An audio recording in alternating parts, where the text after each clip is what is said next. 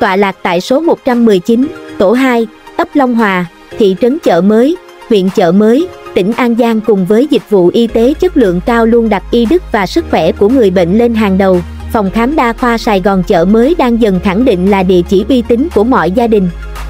Thế mạnh của phòng khám chính là yếu tố con người và chất lượng dịch vụ. Phòng khám có đầy đủ các khoa phòng nội, ngoại, sản, nhi, phòng xét nghiệm, siêu âm, nội soi, X-quang, tai mũi họng, răng hàm mặt, mắt, da liễu. Cùng với đó phòng khám mới được đội ngũ các bác sĩ giỏi, có trình độ chuyên môn cao tại các bệnh viện thành phố Hồ Chí Minh. Ngoài ra, phòng khám được đầu tư trang thiết bị y tế hiện đại, từ các nước có nền y tế phát triển, quá trình chuẩn đoán và phân tích cho kết quả nhanh và chính xác. Xuất phát từ cái nỗi trăn trở khi hàng ngày chứng kiến người dân huyện Chợ Mới đã đến thành phố Hồ Chí Minh để khám chữa bệnh với chi phí điều trị cao, tốn thời gian và công sức.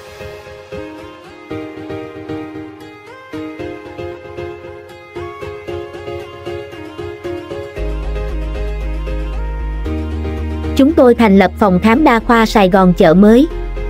nơi quy tụ một đội ngũ y bác sĩ giỏi từ thành phố Hồ Chí Minh và địa phương để khám chữa bệnh cho bà con huyện nhà với cái chi phí điều trị hợp lý nhất, với một cái chất lượng cao. Đến phòng khám đa khoa Sài Gòn Chợ Mới, ngoài cảm giác thân thiện nhiệt tình của đội ngũ nhân viên còn cảm nhận được sự tận tâm, tận tình trong việc phục vụ khám chữa bệnh.